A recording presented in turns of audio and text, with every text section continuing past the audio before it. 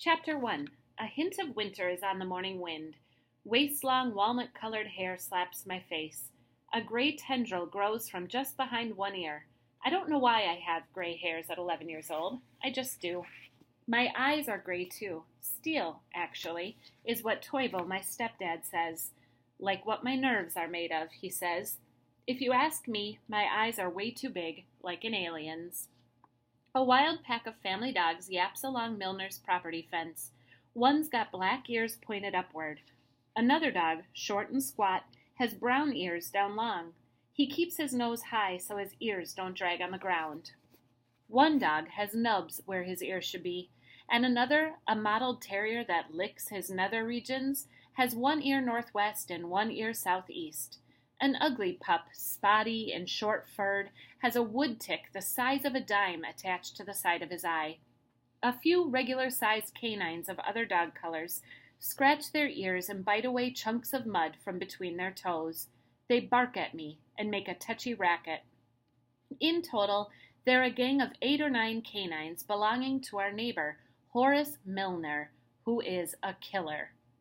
I call one of them Ranger. He's a yellow and brown German shepherd.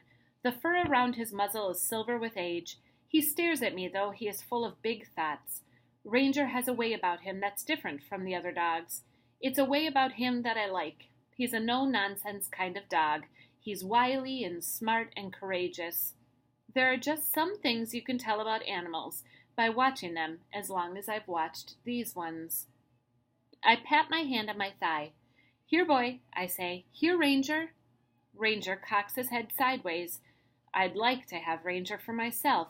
Milner doesn't deserve such a fine animal. Ranger turns and pretends to ignore me. He steps his front paws up and down a little bit as though he's considering it, jumping the fence and running to me. I inch my boot forward toward the fence and slowly raise my hand out in front of me.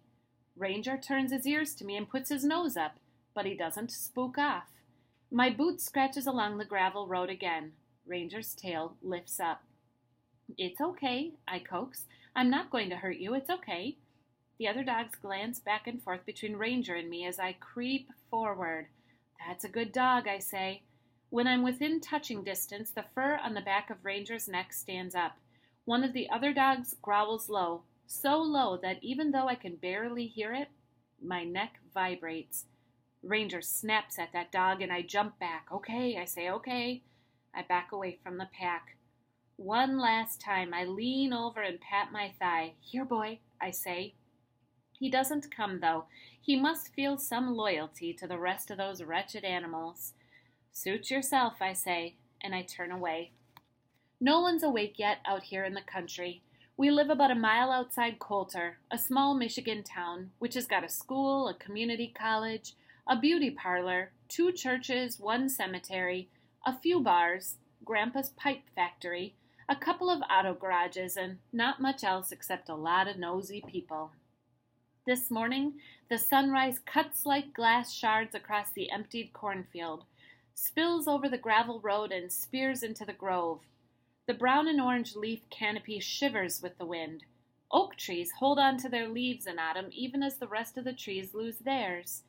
I spy an oak with full branches. This time of year, middle of October, hen of the woods mushrooms grow in layered bunches at the base of oaks. They're bark-colored, tan, brown, and gray, and they have leaf-shaped petals. From my back pocket, I pull a canvas bag and drape it over my shoulders like a shawl. I wish I had grabbed my jacket, even if it was already too small last fall. I need a new one, but I hate to bring it up with Toivo. We're always broke or cash-strapped, as Toivo says. That just means we have no money. At the base of the oak tree, I stop. A hen of the woods grows near the gnarled roots. With my pocket knife, I slice the mushroom from its stem and slip it into the bag. Hen of the woods are very good eating, if you ask me. They taste like turkey or chicken, I guess. A bright stick of white pokes out from some leaves. After brushing the leaves aside, I find a bone. The leg bone of a deer, looks like to me. I take that, too.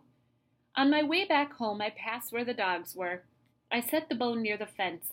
I have a hunch Ranger will know it's from me. By the time I'm halfway home, the sun is a big egg yolk. The air out here swipes like long cat nails at my face, but I just smile. Out here, my stomach isn't knotted about being hungry. My fingers don't tingle in panic over having no money. My breath isn't clipped short over minding my unruly brothers, and my head doesn't burn with worry over my undone homework. Soft, quick footsteps pad behind me. I stop and I perk my ears. The footsteps stop too. I check the road and the ditch and the edges of the field and the grove.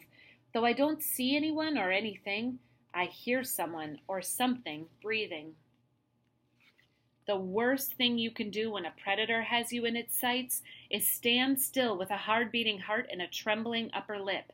But the worst thing you can do is start sweating out a scared odor.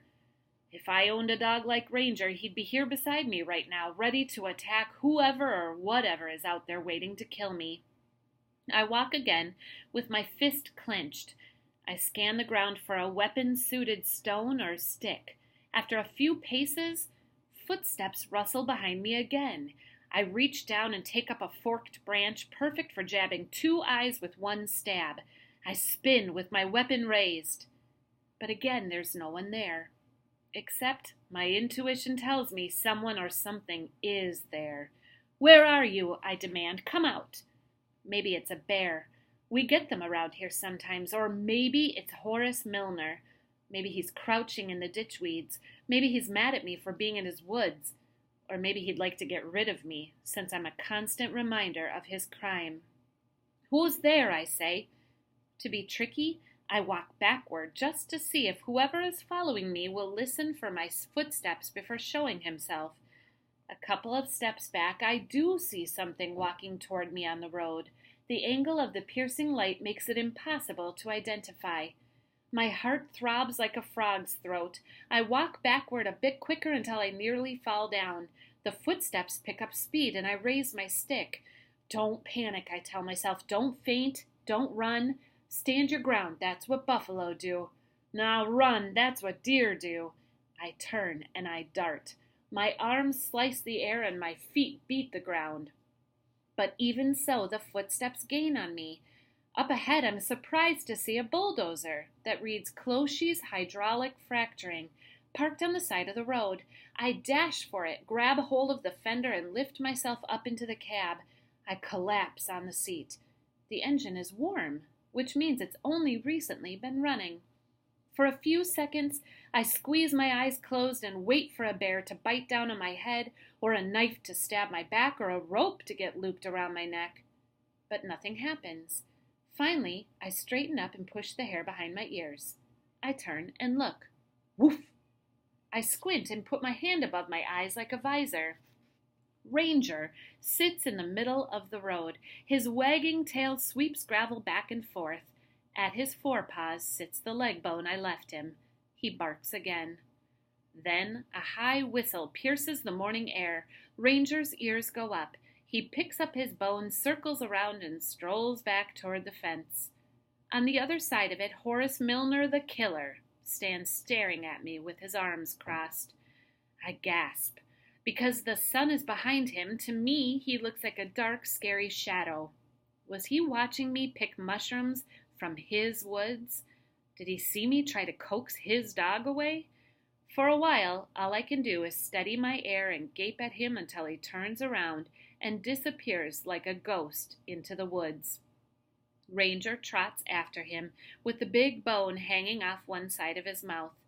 When I can't see them anymore, I shout, "You're welcome, Ranger." End of chapter 1.